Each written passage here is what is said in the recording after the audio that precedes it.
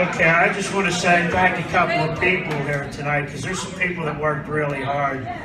And I was the shy one out of this bunch. I'm George Ogg, for all of you who don't know me. And it's great to see a lot of people. And for all the amends I owe to some of you from 35 years ago, I'm here to make them back. But you know, I love these school pictures things, because you know, there was Sickman and all these pros. Scott Palmer's still looking for somebody from Provost. And Overlook and all these Union and all these different schools. But I was a St. Gabe's guy. And, you know, everybody didn't know what to make of us because of this nun thing, you know. But I remember being in second grade one time, and this nun, she got me kicked off on one of my bad addictions, because I never met an addiction I didn't love. And this nun her name was Sister Marlene, and this nun used to like to flip baseball cards. And she was a good flipper. But she also, you know, she meant business. She'd take your baseball cards. But she was a reading teacher. And, you know, she was always wondering how we were doing, because, you know, some of us weren't real bright. But I remember she came into the room one day and she said, we're going to have a little test on how everybody's doing and see how you're all doing on this spelling today. So I remember she said, I want you to tell me if one of your parents were here today, what they'd do for us. So I remember Denise Doyle standing there, and she jumps up and she said, my mom's a good little baker.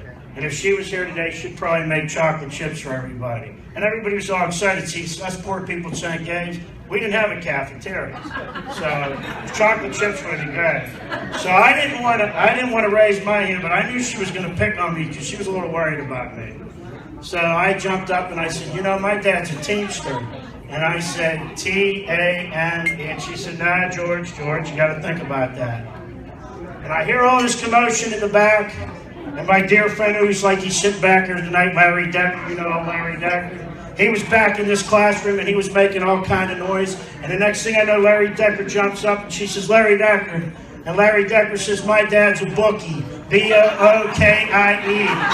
And if he was here tonight, he'd bet 6-5 odds Georgie Ogg's never going to learn how to spell that word. There's a lot of people we need to thank who worked really hard for this. I mean, really hard. And for all the people who said there weren't many for how many were in the class, I'm here to tell them tonight, we may be small in number, but we are many in heart. And we need to thank Barb and Franny, and Sandy, and Julia Stava, and Glenn, who's done a real and Amy who helped out tonight. There's a lot of people who did really a lot for us. And it was a lot of work. And you know, I say in 5 years, let's try at least just find 5 more people. Because it's not as easy as it thinks, you know? And most of it was done by the internet. But you know, I look around tonight, and I don't know how many of you have had a chance to look at this monitor, but we lost, you know, the reality of this is we've lost some really good people. I mean, people that I was close to. Alicia Karleski was on today talking about Rick Leonard and Bob Shack. They're gone. And, you know, some of those people, you know, were good. You know, I can close my eyes and remember the 9th grade school basketball team with Marty Burke. And there was Timmy Bigley, Fred Embrioli, Bobby McGivern. Yeah, and they're all gone. And they're all gone. My boy. They're all gone. My boy. Yeah, and then, you know, so life's short. It's that old lyric by Jackson Bryan. I'm aware of the time that's gone by, but in the end, it's just a blink of an eye. And, you know, I hope we don't forget those people that have left us. And because I think about them all the time. And recently, I had to let the hardest one go for me because I was very close with Jimmy McCoy. I'm sure some of you remember Jimmy. Me and Jimmy went to St. Gabe's together. I was best man in his wedding. And then I did his eulogy a year and a half ago. And, you know, some of these people have left us too young. And that's why every day is a gift. And we got to live every day like it's our last, you know? And because we never know. But, you know, if we could just take a moment tonight and remember them. And I hope nobody's offended about what I'm about to say, because I don't mean it to be that way. So if you take it that way, I'm sorry.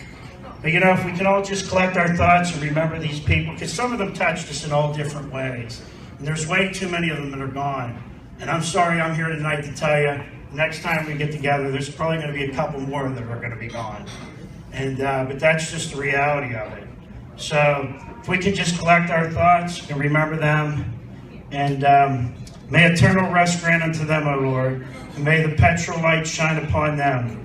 May their soul and all the souls of the faithful departed, in the mercy and love of God, tonight may they all rest in peace.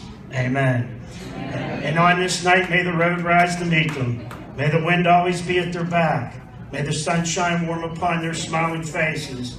And tonight, may the rains fall softly in their fields. And until we all meet again in glory, the class of 80, may the good Lord hold each and every one of you in the palm of his hand. And what I hope and pray for you all tonight is that you can leave this room with a big smile on your face. And remember, what I'm going to try to do tomorrow is I'm going to try to find somebody I can do something for, and I'm not going to tell anybody about it, and I don't hope nobody finds out about it. But my hope to you and all, until the next time we meet again, may you all just live one day at a time and enjoy each moment at a time. Accept hardships in your life as a pathway to peace. Take this sinful world as it is and not the way that we would have it, knowing that surrendering to God's will lead us all to everlasting life, that we all may just be reasonably happy in this lifetime and supremely happy with him forever in the next. I love you all. Love you.